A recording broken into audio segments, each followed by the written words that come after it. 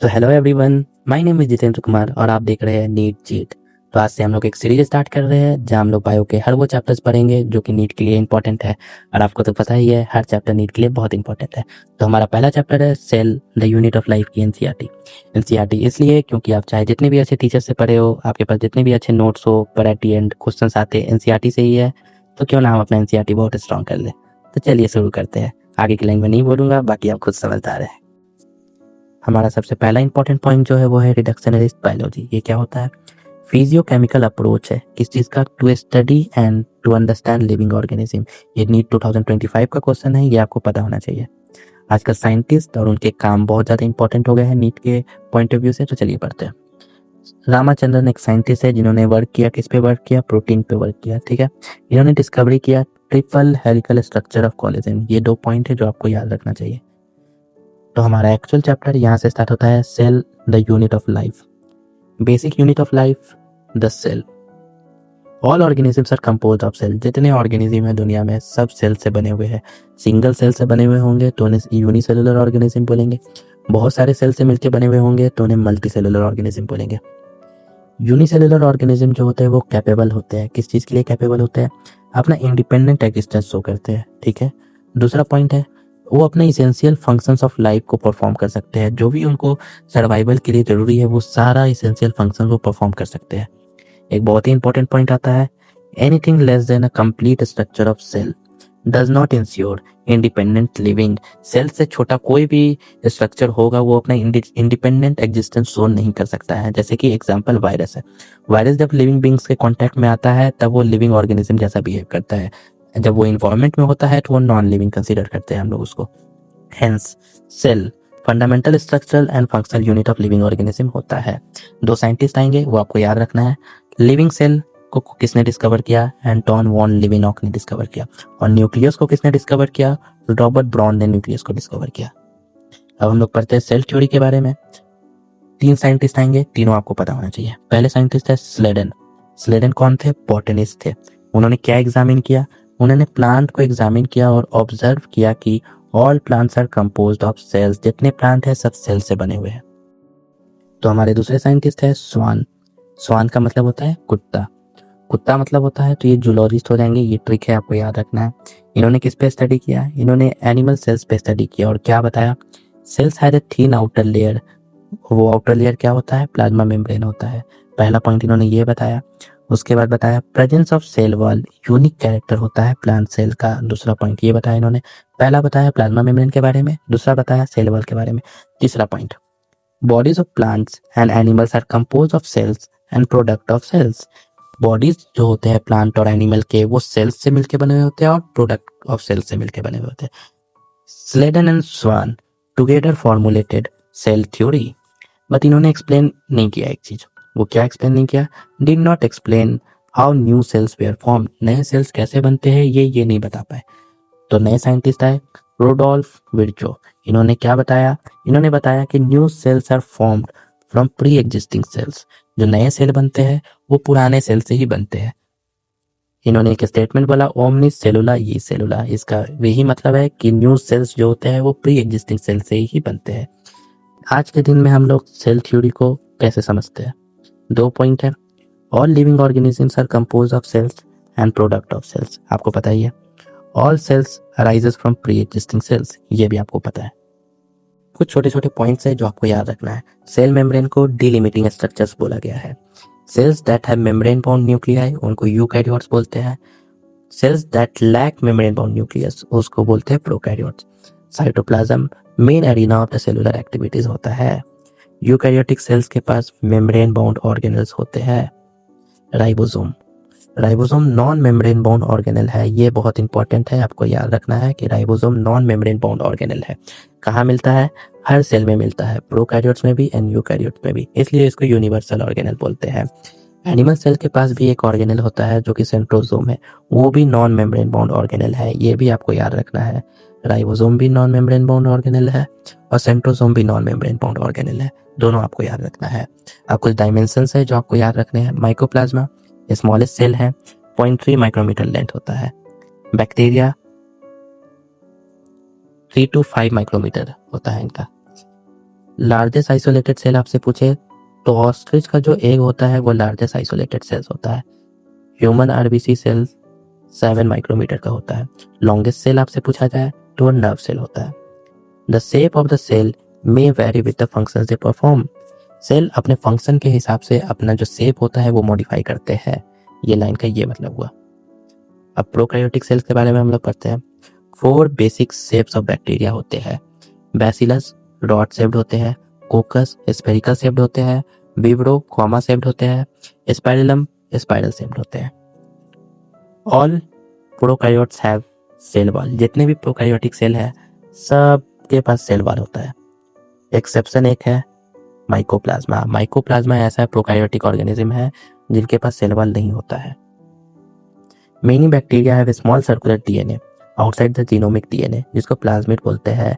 Main DNA के अलावा भी में बहुत सारे बैक्टीरिया में प्लाज्मिड पाया जाता है। प्लाज्मिड क्या करता है? Plasmid DNA confers unique phenotypic characters to such bacteria. कुछ यूनिक फिनोटाइपिक कैरेक्टर्स प्रोवाइड करता है। ये आप बायोटेक में पढ़ेंगे, ये पॉइंट आप यहाँ याद कर लीजिए बस। जो प्लाज्मिड डीएनए होता है उसको हम लोग यूज करते हैं to monitor bacterial transformation with foreign DNA. ये बायोटेक में आएगा, फिर से आपको वहाँ पे समझ में आएगा, यहाँ पे आपको याद कर लेना है। आपको यहाँ पे जितने भी डायमेंशंस दिख रहे हैं, टिपिकल बैक्टीरिया हो गया, पीपीएल हो गया, वायरसेस हो गया, यूकैरियोटिक सेल हो गया, सबका आपको डायमेंशन याद रखना है। मैच द कॉलम में इसका क्वेश्चंस बनते हैं। Most prokaryotic cell have complex cell envelope. बहुत सारे प्रोकैरियोट्स के पास कॉम्प्लेक्स सेल इनवेलप होता है। ये सेल इनवेलप 3 चीज कंसिस्ट करता है। सबसे बाहर में ग्लाइकोकैलिक्स होता है, उसके बाद सेल वॉल होता है, उसके बाद प्लाज्मा मेम्ब्रेन होता है। Each layer of this envelope perform distinct function. हर लेयर अपना अपना अलग अलग काम करता है, but they act together as a single protective unit. Staining procedure के हिसाब से 2 तरह के बैक्टीरिया होते हैं, ग्राम पॉजिटिव बैक्टीरिया और ग्राम नेगेटिव बैक्टीरिया। जो स्टेन को ले लेते हैं वो ग्राम पॉजिटिव बैक्टीरिया होते हैं, और जो स्टेन को नहीं लेते हैं वो ग्राम नेगेटिव बैक्टीरिया होते हैं। ग्लाइकोकैलिक्स जो है वो डिफर करते हैं in composition and thickness among different bacteria. अलग अलग बैक्टीरिया में ग्लाइकोकैलिक्स का कंपोजिशन और थिकनेस अलग अलग होता है। लूज सीट हो गए तो उनको स्लाइम लेयर बोलेंगे, थिक एंड टफ होगा तो उसको कैप्सूल बोलेंगे। सेल वॉल क्या काम करते हैं? सेल वॉल शेप प्रोवाइड करते हैं सेल को, ठीक है। स्ट्रक्चरल सपोर्ट भी प्रोवाइड करते हैं to prevent bursting and collapsing. Plasma membrane selectively permeable होते हैं और इंटरैक्ट करते हैं विद द आउटसाइड वर्ल्ड। आपको ये गलतफहमी होगा कि आपको लगेगा कि सेल वॉल सबसे बाहर होते हैं तो वो इंटरैक्ट करने चाहिए आउटसाइड वर्ल्ड से, लेकिन ऐसा नहीं है। एनसीईआरटी का लाइन है कि प्लाज्मा मेम्ब्रेन जो होते हैं वो इंटरैक्ट करते हैं आउटसाइड वर्ल्ड से। एक बहुत ही इंपॉर्टेंट पॉइंट है जो कि आपको याद रखना है कि प्लाज्मा मेम्ब्रेन जो है वो स्ट्रक्चरली सिमिलर होते हैं। किससे? यूकैरियोटिक प्लाज्मा मेम्ब्रेन जो होते हैं उससे स्ट्रक्चरली सिमिलर होते हैं प्रोकैरियोटिक प्लाज्मा मेम्ब्रेन। मीसोसोम्स जब भी आप पढ़ेंगे आप इसको माइटोकॉन्ड्रिया समझ के पढ़ेंगे, ठीक है। ये किसका एक्सटेंशन होता है? ये प्लाज्मा मेम्ब्रेन का एक्सटेंशन होता है। ये आपको याद रखना है। क्वेश्चंस में क्या करेंगे, ये प्लाज्मा मेम्ब्रेन को हटा के सेल वॉल दे देते हैं और आप लोग कंफ्यूज हो जाते हैं। तो आपको याद रखना है कि किसका एक्सटेंशन है? ये प्लाज्मा मेम्ब्रेन का एक्सटेंशन है। ये डिफरेंट फॉर्म्स में मिल सकते हैं, वेसिकल्स, ट्यूब्यूल्स, लैमेले, अलग अलग फॉर्म में मिल सकते हैं। आपको मीसोसोम के फंक्शन भी याद रखने हैं। 3-4 फंक्शंस है जो आपको याद रखने हैं। पहला, हेल्प करता है सेल वॉल फॉर्मेशन में हेल्प करता है, ठीक है। डीएनए रेप्लिकेशन में हेल्प करते हैं, रेस्पायरेशन में हेल्प करता है, और सिक्रीशन और सरफेस एरिया बढ़ाते हैं एंजाइमेटिक कंटेंट के लिए। आपको मेनली याद रखना है सेल वॉल फॉर्मेशन में हेल्प करते हैं, उसके बाद डीएनए रेप्लिकेशन में हेल्प करते हैं और रेस्पायरेशन में हेल्प करते हैं। ये तीनों आपको याद रखना है। साइनोबैक्टीरिया के पास क्रोमैटोफोर होता है जो कि कंटेन करता है पिगमेंट। ये इंपॉर्टेंट है, आपको याद रखना है। जो बैक्टीरियल सेल्स होता है वो मोटाइल भी हो सकता है, नॉन मोटाइल भी हो सकता है। अगर मोटाइल होगा तो उसके पास फ्लैजिला प्रेजेंट होगा, और फ्लैजिला किसका आउटग्रोथ है, किसका एक्सटेंशन है, वो आपको याद रखना है कि वो सेल वॉल का एक्सटेंशन है, सेल वॉल का आउटग्रोथ है। यहाँ से आपको सेल वॉल हटा के प्लाज्मा मेम्ब्रेन कर दिया जाएगा और आप कंफ्यूज हो जाएंगे। आपको याद रखना है कि सेल वॉल है। जितने भी हाईलाइटेड पॉइंट है वो आपके लिए बहुत इंपॉर्टेंट है। बैक्टीरियल फ्लैजिलम जो है वो फिलामेंट 3 पार्ट में डिवाइडेड होता है। पहला filament, hook and basal body. Flagella के अलावा 2 और स्ट्रक्चर्स पाए जाते हैं बैक्टीरिया में, पिलाई और फिम्बरी। पर आपको याद रखना है, बहुत इंपॉर्टेंट है कि ये दोनों ही मोटेलिटी में कोई रोल अपना प्ले नहीं करते हैं, ये मोटेलिटी में काम नहीं आते हैं। अब पिलाई का स्ट्रक्चर होता है, पिलाई का स्ट्रक्चर कैसा होता है? ट्यूब्यूलर स्ट्रक्चर होता है। और फिम्बरी कैसा होता है? स्मॉल ब्रिसल लाइक फाइबर्स होते हैं। फिम्बरी का 2 काम है, ये अटैचमेंट प्रोवाइड करवाता है, दो जगह अटैचमेंट प्रोवाइड करवा सकता है, चाहे तो होस्ट टिश्यू में अटैचमेंट प्रोवाइड करवा सकता है या रॉक्स में अटैचमेंट प्रोवाइड करवाता है। ठीक है। प्रोकार्योट्स राइबोसोम्स, प्रोकार्योटिक में राइबोसोम 70S टाइप के पाए जाते हैं। ये एसोसिएटेड होते हैं प्लाज्मा मेम्ब्रेन से। 70S राइबोसोम का दो सब यूनिट होता है, 50S और 30S। प्रोटीन सिंथेसिस कहाँ होता है आप सबको पता है, राइबोसोम में ही प्रोटीन सिंथेसिस होता है। ये बहुत बार नीट में आया हुआ है, ये बहुत इंपॉर्टेंट लाइन है, आपको याद रखना है। ये पॉलीराइबोसोम और पॉलीसोम्स किस किस को बोलते हैं, ये डेफिनेशन पे ही क्वेश्चन बनता है। Several ribosomes may attach to single mRNA and form a chain. इसको पॉलीराइबोसोम और पॉलीसोम्स बोलते हैं। जब सिंगल mRNA में बहुत सारे RNA राइबोसोम आके अटैच हो जाते हैं तो इनको हम लोग बोलते हैं पॉलीराइबोसोम। इंक्लूजन्स बॉडीज इंपॉर्टेंट है नीट के पॉइंट ऑफ व्यू से। रिजर्व मटेरियल होते हैं प्रोकैरियोट्स में, मेम्ब्रेन बाउंड नहीं होते हैं। ठीक है। और कहाँ मिलते हैं, साइटोप्लाज्म में फ्रीली प्रेजेंट होते हैं। दो तीन तरह के हो सकते हैं, फॉस्फेट ग्रैन्यूल्स हो सकता है, साइनोफाइसिन ग्रैन्यूल्स हो सकता है, ग्लाइकोजेन ग्रैन्यूल्स हो सकता है। गैस वैक्यूल देखिए 5-4 बार हाईलाइटेड है, ये बहुत इंपॉर्टेंट है। जितने भी हाईलाइटेड पॉइंट है वो आपको डायरेक्ट क्वेश्चंस मिलेंगे आपके टेस्ट में, नीट में भी। गैस वैक्यूल कहाँ पाए जाते हैं, ब्लू ग्रीन बैक्टीरिया में पाए जाते हैं, पर्पल बैक्टीरिया में पाए जाते हैं एंड ग्रीन बैक्टीरिया में पाए जाते हैं। आपको याद रखना है कि कहाँ पाए जाते हैं। ठीक है। All eukaryotic cells are not identical, हमें पता ही है। Plant possesses cell wall, plastids and last central vacuole, जो कि एब्सेंट होता है एनिमल सेल्स में। एनिमल सेल्स के पास सेंट्रियोल होता है जो कि एब्सेंट होता है ऑलमोस्ट ऑल प्लांट सेल्स में। ये बहुत इंपॉर्टेंट है कि सेंट्रियोल बस एनिमल्स में प्रेजेंट होता है, एनिमल सेल्स में प्रेजेंट होता है, प्लांट में एब्सेंट होता है, ये आपको याद रखना है। तो अब हमें पढ़ना है cell membrane. Study on cell membrane, especially in human RBC, enabled scientists to deduce possible structure of plasma membrane. Plasma membrane के स्ट्रक्चर को पता करने में सबसे बड़ा हाथ है ह्यूमन आरबीसी का। क्यों? Because nucleus, endoplasmic reticulum, mitochondria सब एब्सेंट होते हैं ह्यूमन आरबीसी में, इसलिए साइंटिस्ट ने ह्यूमन आरबीसी चुना। Cell membrane mainly composed of lipids and proteins. दो मेजर कंपोनेंट होते हैं सेल मेम्ब्रेन में, पहला लिपिड होता है, दूसरा प्रोटीन होता है। मेजर लिपिड फॉस्फोलिपिड होते हैं जो कि अरेंज होते हैं लिपिड बाइलेयर में, ये आपको याद रखना है। लिपिड आर अरेंज, अब लिपिड का अरेंजमेंट पढ़ लेते हैं। पोलर हेड जो होते हैं वो बाहर की तरफ होते हैं, हाइड्रोफोबिक टेल जो होते हैं वो अंदर की तरफ होते हैं। जैसे मान लेते हैं हम लोग ये कि ये सेल मेम्ब्रेन है और ये लिपिड बाइलेयर है, लिपिड बाइलेयर। तो जो हेड पार्ट है वो बाहर की तरफ होते हैं और जो टेल पार्ट है वो अंदर की तरफ होते हैं। अंदर की तरफ क्यों होते हैं, ये असर्शन रीजन में आपका बन सकता है question. This ensures non polar tail of saturated hydrocarbon is protected from the aqueous environment. Aqueous environment से बचाने के लिए हम लोग बाहर की तरफ अंदर की तरफ रखते हैं नॉन पोलर टेल को। Membrane also contains cholesterol and carbohydrates, lipid and protein तो थे ही, उसके साथ साथ कोलेस्ट्रॉल भी है और कार्बोहाइड्रेट भी है। ये एक बहुत इंपॉर्टेंट पॉइंट है, ये आप याद नहीं रहता है आपको, आप भूल जाते हैं। Ratio of protein and lipid varies considerably in different types of cell. अलग अलग सेल में प्रोटीन और लिपिड का रेशियो अलग अलग हो सकता है। जैसे एक एग्जांपल है ह्यूमन एरिथ्रोसाइट्स, ह्यूमन आरबीसी में 52% प्रोटीन है और 40% लिपिड है और 8% कार्बोहाइड्रेट होता है। Depending on ease of extraction, कितने ईजिली हम लोग प्रोटीन को एक्सट्रैक्ट कर सकते हैं, उसके बेसिस पे दो पार्ट में क्लासिफाई किया गया है प्रोटीन को। एक इंटीग्रल प्रोटीन बोलते हैं और एक पेरिफेरल प्रोटीन बोलते हैं। पेरिफेरल प्रोटीन जो होते हैं वो सरफेस पे प्रेजेंट होते हैं और इंटीग्रल प्रोटीन जो होते हैं वो पार्शियली और टोटली बरीड होते हैं। यहाँ पे एक इंपॉर्टेंट वर्ड है पार्शियली भी आपको याद रखना है कि वो इंटीग्रल प्रोटीन होते हैं।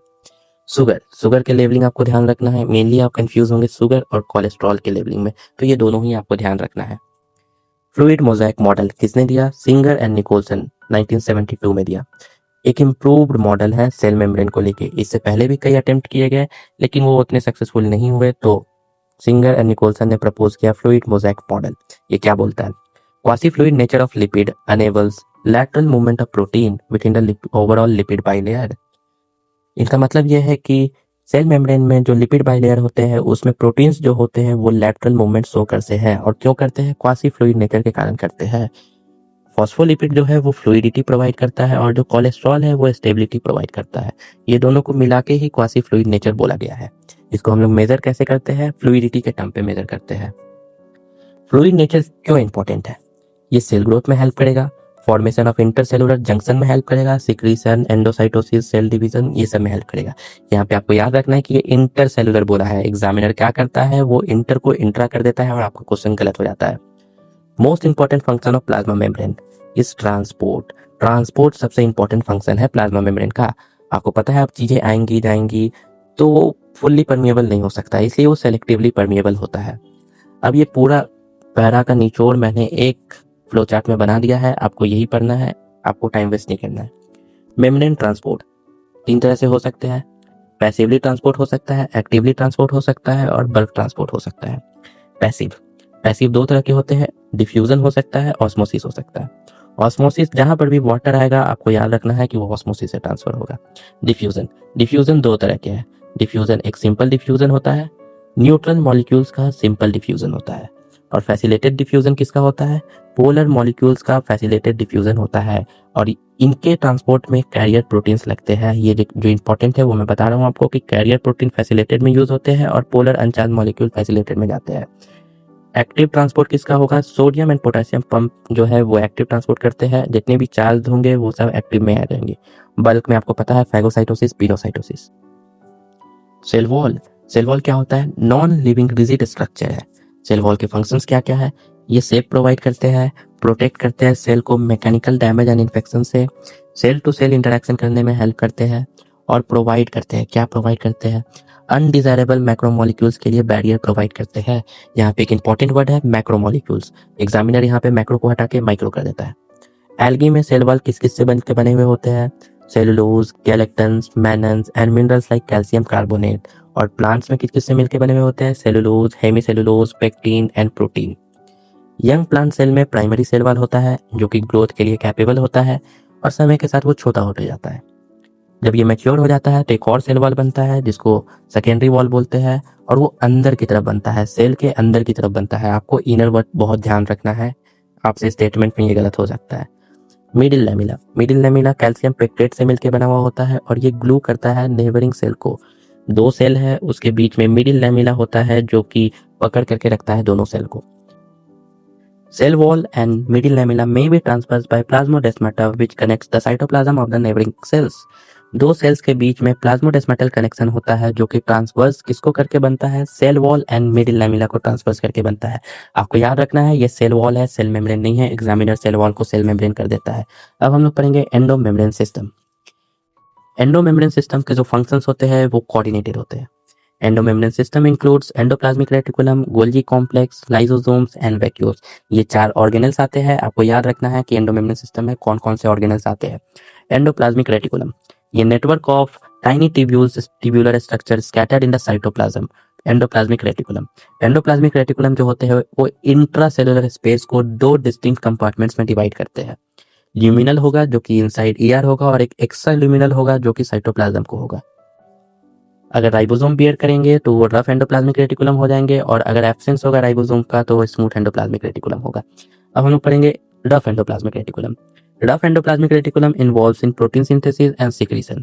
रफ एंडोप्लाज्मिक रेटिकुलम में राइबोसोम होता है और राइबोसोम प्रोटीन सिंथेसिस करता है, इसलिए rough endoplasmic reticulum protein synthesis करता है। ये कंटिन्यूअस होता है with the outer membrane of the nucleus.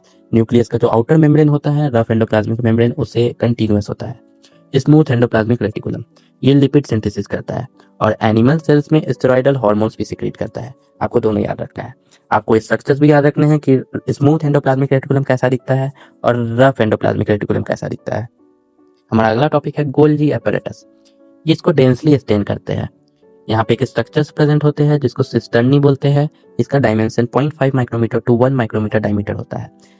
Cisternae आपको याद रखना है क्योंकि एक होता है क्रिस्टा और क्रिस्टा कहाँ प्रेजेंट होता है, माइटोकॉन्ड्रिया में प्रेजेंट होता है। तो आपको याद रखना है सिस्टर्नी गोल्गी बॉडी में प्रेजेंट होता है और इसका जो है वो माइटोकॉन्ड्रिया में प्रेजेंट होता है। आपको याद रखना है गोल्गी बॉडी में एक सिस फेज होता है, एक ट्रांस फेज होता है। सिस फेज को फॉर्मिंग फेज भी बोलते हैं, कॉम्प्लेक्स फेज भी बोलते हैं। Trans face, maturing face and concave face बोलते हैं। आप पीवाईक्यू जब बनाएंगे तो आपको एक क्वेश्चन मिलेगा कि well developed and most abundant in secretory cells में कौन से ऑर्गेनल होते हैं। तो गोल्गी एपैरेटस जो है वो सेक्रेटरी सेल्स में सबसे ज्यादा प्रेजेंट होते हैं। क्यों? क्योंकि कोई भी सेल जो सिक्रेट करेगा उसको मटेरियल तो पैक करके करेगा और पैकेजिंग का काम किसका है, गोल्गी एपैरेटस का काम है। इसलिए सेक्रेटरी सेल्स में वेल डेवलप्ड होता है और मोस्ट अबंडेंट पाया जाता है। सिस एंड ट्रांसफेज जो होता है वो इंटायरली डिफरेंट होता है बट इंटरकनेक्टेड। ये बहुत इंपॉर्टेंट लाइन है, आपको याद रखना है कि सिस एंड ट्रांसफेज दोनों बहुत इंटायरली डिफरेंट होता है। Golgi apparatus perform packaging material. ये क्या करता है, मेन काम इसका क्या है, ये पैकेजिंग ऑफ मटेरियल करता है। और इसका काम क्या है, डिलीवर करता है intracellular targets within the cell, transport कर सकता है, या secreted outside the cell, cell के बाहर ट्रांसपोर्ट कर सकता है। Materials to be packed in the form of vesicles fuse with the cis phase and moves towards the trans phase, maturing phase। कोई भी मटेरियल को जब पैक करना होगा तो वो सिस फेज से अंदर जाएंगे और वो धीरे धीरे धीरे धीरे मैच्योरिंग फेज पे बाहर निकल जाएंगे। Golgi apparatus site of formation of glycoprotein and glycolipid. Protein and lipid कहाँ बनते हैं, एंडोप्लाज्मिक रेटिकुलम में बनते हैं। तो इनको कार्बोहाइड्रेट ऐड करने का काम कौन करता है, गोल्जी apparatus करता है। तो इसलिए ग्लाइकोप्रोटीन और ग्लाइकोलिपिड कहाँ बनते हैं, गोल्जी apparatus में बनते हैं, और इस प्रोसेस को ग्लाइकोसाइलेशन बोलते हैं। लाइसोसोम्स मेम्ब्रेन बॉन्ड ऑर्गेनेल है, formed by Golgi apparatus। Rich होता है हाइड्रोलाइटिक एंजाइम्स में, हाइड्रोलेजेस, लाइपेज, प्रोटीएजेस, कार्बोहाइड्रेट्स। और ये एक्टिव कहाँ पे होता है, वो एक्टिव पीएच में एक्टिव होता है। एंजाइम्स इसके पास होता है जो कि कैपेबल है digesting carbohydrates, proteins, lipids and nucleic acids. Vacuoles ये भी मेम्ब्रेन बाउंड ऑर्गेनेल है। ये क्या कंटेन करता है, water, sap, excretory products and other materials not useful for the cell. Vacuole single membrane होता है जिसको टोनोप्लास्ट बोलते हैं। प्लांट सेल्स में वैक्यूल जो है वो occupy up to 90% of the volume of the cell. In plants tonoplast जो है वो फैसिलिटेट करता है transport of materials against the concentration gradient into the vacuoles. Into the vacuoles बोला है, hence their ion concentration higher in the vacuoles than cytoplasm. Cytoplasm के compare में vacuoles में हायर कंसंट्रेशन होता है आयंस का। अमीबा में कॉन्ट्रेक्टाइल वैक्यूल पाया जाता है जो कि ऑस्मो रेगुलेशन एंड एक्सक्रीशन में काम करते हैं, आपको याद रखना है, बहुत इंपॉर्टेंट है। और प्रोटिस्टा में फूड वैक्यूल्स होता है जो कि form by engulfing the food material. Mitochondria stain करते हैं। नंबर ऑफ माइटोकॉन्ड्रिया वेरिएबल होता है depending on the physiological activity of the cell. जो सेल जितना फिजियोलॉजिकली एक्टिव होगा उसमें उतना ज्यादा माइटोकॉन्ड्रिया होगा। इसका शेप और साइज वेरिएबल होता है, सॉसेज शेप भी हो सकता है, सिलेंड्रिकल भी हो सकता है। डायमीटर 0.1 माइक्रोमीटर होता है, इसका एवरेज हम लोग 0.5 माइक्रोमीटर ले लेते हैं। लेंथ 1 माइक्रोमीटर टू 4.1 माइक्रोमीटर होता है। माइटोकॉन्ड्रिया ही मीसोसोम्स होता है प्रोकैरियोट्स में। Most busy and active organelle होता है। सेल विटिन सेल ऑर्गेनेल पूछा जाए तो ये होता है। सेमी ऑटोनोमस सेल ऑर्गेनेल दो होते हैं, माइटोकॉन्ड्रिया और क्लोरोप्लास्ट दोनों सेमी ऑटोनोमस सेल ऑर्गेनेल है। क्यों, क्योंकि इनके पास अपना प्रोटीन सिंथेसाइजरी मशीन है, राइबोसोम है, डीएनए है, et cetera. Mitochondria double membrane bond structure है with outer membrane and inner membrane, जो कि डिवाइड करता है ल्यूमेन को टू एक्वस कंपार्टमेंट्स में, outer compartments and inner compartments. जो इनर कंपार्टमेंट है वो होमोजेनियस सब्सटेंस से बना हुआ होता है जिसको मैट्रिक्स बोलते हैं। आउटर कंपार्टमेंट्स, आउटर मेम्ब्रेन जो है वो कंटिन्यूअस लिमिटिंग बाउंड्री बनाता है, कंटिन्यूअस लिमिटिंग बाउंड्री बनाता है। इनर मेम्ब्रेन फॉर्म्स क्रिस्टा जो कि इंक्रीज करता है सरफेस एरिया को। एक बहुत ही इंपॉर्टेंट पॉइंट है, two membrane have their own specific enzymes. दोनों मेम्ब्रेन के पास अपना अपना स्पेसिफिक एंजाइम्स होता है। और ये साइट है एरोबिक रेस्पिरेशन का। एग्जामिनर एनारोबिक कर देता है तो आपको याद रखना है कि ये एरोबिक रेस्पिरेशन का साइट है। Powerhouse of the cell बोलते हैं, ये तो सबको पता है। मैट्रिक्स, मैट्रिक्स में क्या क्या होता है, सिंगल सर्कुलर डीएनए होता है, क्यू आरएनए होता है। राइबोसोम जो है वो 70S टाइप के पाए जाते हैं। अब राइबोसोम पाए जाएंगे तो प्रोटीन तो सिंथेसाइज करेंगे ही, ठीक है। माइटोकॉन्ड्रिया डिवाइड करते हैं बाय फिजन, ये इंपॉर्टेंट पॉइंट है, फिजन आपको याद रखना है। अब हमारा अगला टॉपिक है plastids. Plastids found in all plant cells and in euglenoids. आपको ऑल पे ध्यान देना है कि ये हर प्लांट सेल्स में पाया जाता है। Based on types of pigments plastid को हम लोग क्लासिफाई करते हैं क्लोरोप्लास्ट में, क्रोमोप्लास्ट में एंड ल्यूकोप्लास्ट में। Chloroplast contains chlorophyll and carotenoids जो कि रिस्पॉन्सिबल होता है for trapping of light energy for photosynthesis. Chromoplast, chromoplast fat soluble carotenoid pigments contain करता है लाइक कैरोटीन, ज़ैंथोफिल्स जो कि कलर प्रोवाइड करते हैं, कौन कौन से, yellow, orange, red colour. Leucoplast colourless plastid होते हैं तो ये स्टोर करेंगे न्यूट्रिएंट्स। तीन तरह के होते हैं। अमाइलोप्लास्ट, अमाइलोप्लास्ट क्या स्टोर करेगा, कार्बोहाइड्रेट एंड स्टार्च। दूसरा है इलायोप्लास्ट जो कि ऑयल एंड फैट को स्टोर करता है। तीसरा है एल्यूरोप्लास्ट जो कि प्रोटीन को स्टोर करेगा। Chloroplast found in mesophyll cells of the cell leaves. इनका लेंथ आपको एक बार बस ध्यान रखना है, इनका जो नंबर होता है वो वेरिएबल होता है। क्लेमाइडोमोनाज में एक सेल में एक क्लोरोप्लास्ट मिलते हैं और मीजोफिल सेल्स में 20 to 40 क्लोरोप्लास्ट पाए जाते हैं एक सेल में। क्लोरोप्लास्ट जो है वो डबल मेम्ब्रेन बॉन्ड होते हैं और ये डबल मेम्ब्रेन बॉन्ड में भी जो इनर मेम्ब्रेन जो होते हैं वो लेस परमिएबल होते हैं। ये बहुत इंपॉर्टेंट लाइन है, inner chloroplast membrane is relatively less permeable. ये जो स्पेस लिमिट करते हैं वो स्ट्रोमा होता है। इसके पास फ्लैट सैक्स प्रेजेंट होते हैं जिसको थैलेकॉइड्स बोलते हैं। थैलेकॉइड्स अरेंज इन स्टैक्स, ये जो थैलेकॉइड्स है ये बहुत सारे स्टैक्स में प्रेजेंट होंगे, इसको हम लोग ग्रेना बोलते हैं। और इसका और दूसरा नाम क्या है, intergranal thylakoids. Stromal lamellae connects the thylakoids of the different grana. जो डिफरेंट ग्रेना है उसको कनेक्ट करने का काम कौन करता है, स्ट्रोमल लैमेली का काम है ये। थैलेकॉइड्स enclose a space called lumen. ये एक इंपॉर्टेंट लाइन है, बहुत आपको ध्यान रखना है कि stoma contains enzyme required for the synthesis of carbohydrate and protein. Carbohydrate and protein बनाने के लिए जो एंजाइम्स चाहिए होता है वो सब स्टोमा के पास होता है। स्टोमा और क्या कंटेन करता है, small double stranded circular DNA भी कंटेन करता है और राइबोसोम्स भी कंटेन करता है। Chlorophyll pigments are present in the thylakoids. ये इंपॉर्टेंट लाइन है, क्लोरोफिल कहाँ पे प्रेजेंट होता है, वो थैलेकॉइड्स पे प्रेजेंट होता है। यहाँ पे जो राइबोसोम पाए जाते हैं वो 70S टाइप के होते हैं। तो हमारा अगला टॉपिक ही है राइबोसोम्स। राइबोसोम्स को यूनिवर्सल सेल ऑर्गेनेल बोलते हैं। क्यों बोलते हैं, क्योंकि ये दोनों प्रोकैरियोट्स और यूकैरियोट्स दोनों में पाए जाते हैं। राइबोसोम फर्स्ट ऑब्जर्व किसने किया था, जॉर्ज पैलेट ने ऑब्जर्व किया था। ये क्या कंपोज करता है, composed of RNA and protein. जो राइबोसोम है वो आरएनए प्लस प्रोटीन से मिलकर बना हुआ होता है। ये आपको याद रखना है, राइबोसोम जो है वो आरएनए प्लस प्रोटीन से मिलकर बना हुआ होता है। ये नॉन मेम्ब्रेन बॉन्ड स्ट्रक्चर है, ये बहुत इंपॉर्टेंट है। यूकैरियोटिक राइबोसोम जो है वो 80S टाइप के होते हैं एंड प्रोकैरियोटिक राइबोसोम जो है वो 70S टाइप के होते हैं। 80S राइबोसोम में दो सब यूनिट होते हैं, 60S एंड 40S। कभी भी आप इसको जोड़ के मत देखिएगा कि 60S 40S 100S हो रहा है, लेकिन ये तो 80S है नहीं। 80S में दो सब यूनिट है, 60S एंड 40S। उसी तरह 70S में दो सब यूनिट है, 50S एंड 30S। S जो है वो सेडबर्ग्स यूनिट को बताता है जो कि स्टैंड करता है फॉर सेडिमेंटेशन कोफिशिएंट। ये क्या है, ये इनडायरेक्ट मेजर है ऑफ डेंसिटी एंड साइज का। डेंसिटी एंड साइज का ये इनडायरेक्ट मेजर है, आपको याद रखना है कि ये इनडायरेक्ट मेजर है। Cytoskeleton, microtubules, microfilaments and intermediate filaments collectively refer to cytoskeleton. इसका फंक्शंस आपको पता होना चाहिए। ये मैकेनिकल सपोर्ट प्रोवाइड करते हैं, मोटिलिटी प्रोवाइड करते हैं and maintenance of the shape of the cell. Cytoskeleton नाम से आपको सपोर्ट याद आ जाएगा, शेप प्रोवाइड करते हैं ये याद आ जाएगा, लेकिन मोटिलिटी आपको याद रखना है कि साइटोस्केलेटन मोटिलिटी भी प्रोवाइड करते हैं। हमारा अगला टॉपिक है सीलिया and flagella. सीलिया and flagella outgrowth होते हैं सेल मेम्ब्रेन के। आपको याद रखना है किसके आउटग्रोथ है, सेल मेम्ब्रेन के, सेल वॉल के नहीं है। सीलिया स्मॉल स्ट्रक्चर है, work like walls causing movement of either cell और सराउंडिंग ऑफ द फ्लूइड। ये मूवमेंट हो सकता है चाहे तो सेल का मूवमेंट करवाए या सराउंडिंग फ्लूइड्स का मूवमेंट करवा सकता है। फ्लैजिला लॉन्गर होता है सीलिया से, responsible for the cell movement.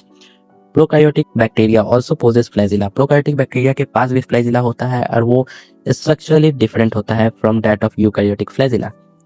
सीलिया और flagella covered by plasma membrane. ये आउटग्रोथ होते हैं सेल मेम्ब्रेन के, इसलिए वो कवर भी होंगे सेल मेम्ब्रेन से। इनके कोर को एक्सोनीम बोलते हैं। एक्सोनीम 9 डबलेट्स पाए जाते हैं, पेरिफेरल टिब्यूल्स बोलते हैं, peripheral microtubules. A pair of centrally located microtubules भी प्रेजेंट होता है। अरेंजमेंट को 9+2 अरेंजमेंट बोलते हैं। 9+2 आपको याद रखना है, इंपॉर्टेंट है।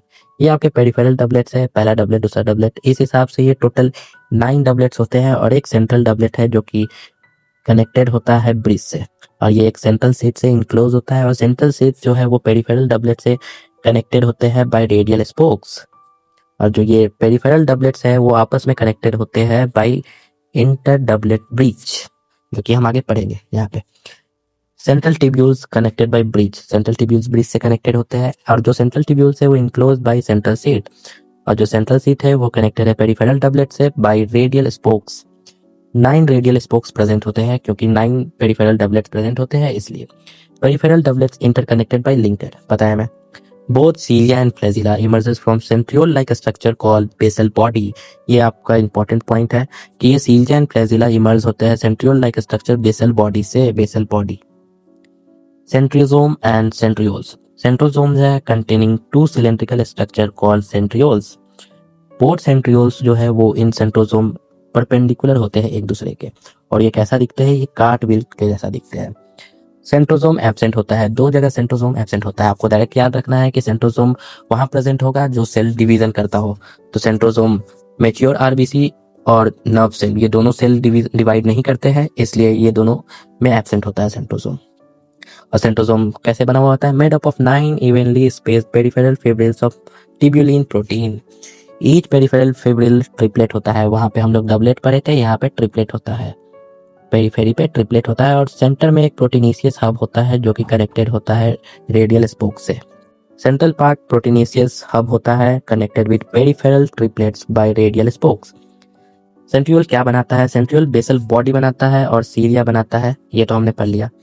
और क्या बनाता है? ये स्पिंडल फाइबर्स बनाता है during cell division. In central part microtubules absent होते हैं। सेंट्रल पार्ट में बस प्रोटीनेशियस हब होता है और साइड में ट्रिपलेट्स होते हैं माइक्रोट्यूब्यूल्स के। इसका अरेंजमेंट क्या हो जाएगा? 9 ट्रिपलेट्स होंगे और प्लस 0। यहाँ पे 9+2 था अरेंजमेंट और यहाँ पे 9+0 है। वहां डबलेट था, यहाँ ट्रिपलेट है। तो हमारा अगला टॉपिक है nucleus. Nucleus as a cell organelle first describe by Robert Brown. Robert Brown ने न्यूक्लियस को पहली बार एज अ सेल ऑर्गेनेल बताया। इसको हम लोग स्टेन करते हैं बेसिक डाई से and was given the name chromatin by Flemming. Flemming ने नेम दिया क्रोमैटिन। इंटरफेज न्यूक्लियस, जब न्यूक्लियस नहीं डिवाइड कर रहे होते हैं उस फेज का नाम है इंटरफेज। उस समय क्या क्या होता है? न्यूक्लियोप्रोटीन फाइबर्स कॉल्ड क्रोमैटिन होते हैं, न्यूक्लियर मैट्रिक्स होते हैं, वन और मोर स्फेरिकल बॉडीज कॉल्ड न्यूक्लियाई होता है। Electron microscope has revealed that nuclear envelope consists of two parallel membranes with a space between called perinuclear space। दो मेम्ब्रेन के outer membrane inner membrane के बीच में एक स्पेस होता है जिसको पेरीन्यूक्लियर स्पेस कहा गया है। Outer membrane continuous with the endoplasmic reticulum and bears ribosome. मतलब ये कौन सा एंडोप्लाज्मिक रेटिकुलम हो गया? ये ड्राफ एंडोप्लाज्मिक रेटिकुलम हो गया, जो इंपॉर्टेंट पॉइंट है।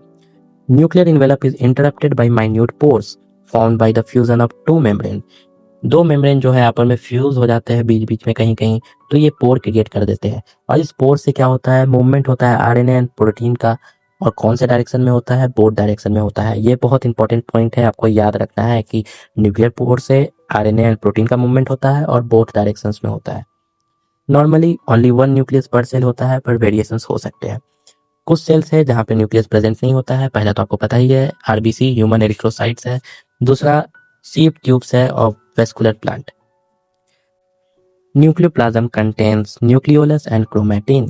अब अगला पॉइंट बहुत इंपॉर्टेंट है, आपको याद रखना है। The content of nucleolus is continuous with the rest of the nucleoplasm. क्यों होता है ऐसा? क्योंकि nucleolus is not a membrane bound structure. ये बहुत इंपॉर्टेंट पॉइंट है, सर्सन रीजन में पूछा जाएगा आपसे। उसके अगला पॉइंट भी बहुत इंपॉर्टेंट है। न्यूक्लियोलस क्या होता है? Site for active ribosomal RNA synthesis का साइट होता है। बहुत इंपॉर्टेंट पॉइंट है, आपको याद रखना है। सेल डिवीजन के समय हमें न्यूक्लियस नहीं दिख रहा होता है, हमें क्रोमोसोम दिख रहा होता है। क्रोमैटिन क्या क्या कंटेन करता है? डीएनए कंटेन करता है, histone, non histone protein and RNA भी कंटेन करता है। Single human cell has approximately 2 metre long threads of DNA distributed among 46 chromosome. एक ह्यूमन सेल में 2 मीटर ऑफ लॉन्ग का डीएनए होता है जो कि डिस्ट्रीब्यूटेड होता है 46 क्रोमोसोम्स में। Every chromosomes has a primary constriction जिसको सेंट्रोमियर बोलते हैं, और सेंट्रोमियर के आइडर साइड में क्या प्रेजेंट होता है? काइनेटोकोर प्रेजेंट होता है। On the basis of position of centromere chromosome को 4 टाइप्स में डिवाइड करते हैं। पहला है मेटासेंट्रिक। जब सेंट्रोमियर जो होगा एकदम बीचों बीच में होगा तो उस समय उस दो इक्वल आर्म्स बनाएगा, वो उस पोजीशन का नाम है मेटासेंट्रिक। दूसरा है सब metacentric. Centromere slightly away from the middle, तो एक शॉर्ट हो जाएगा, एक लॉन्ग आर्म बन जाएगा। तीसरा है एक्रोसेंट्रिक। एक्रोसेंट्रिक का कीवर्ड है क्लोज टू इट्स एंड।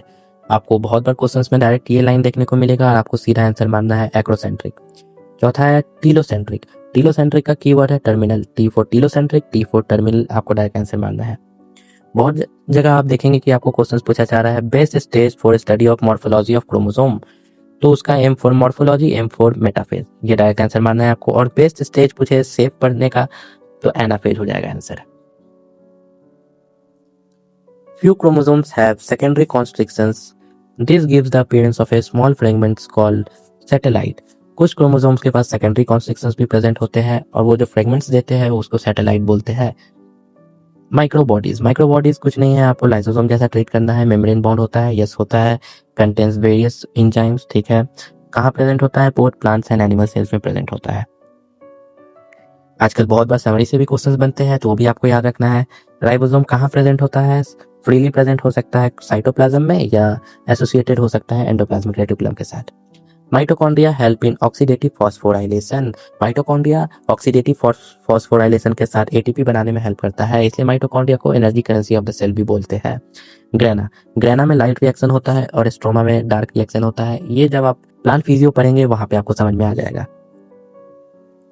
ये मेरा टेलीग्राम आईडी है, आप यहाँ पे मुझसे मैसेज करके ये पीडीएफ ले सकते हैं। पर पीडीएफ आपको 10 रुपीज चार्ज किया जा रहा है, और कंप्लीट एनसीईआरटी के पीडीएफ चाहिए 11+12 तो आपको 300 पे करना पड़ेगा। उम्मीद करता हूँ आपको वीडियो अच्छा लगा हो। मिलते हैं अगले चैप्टर के साथ, तब तक के लिए गुड बाय।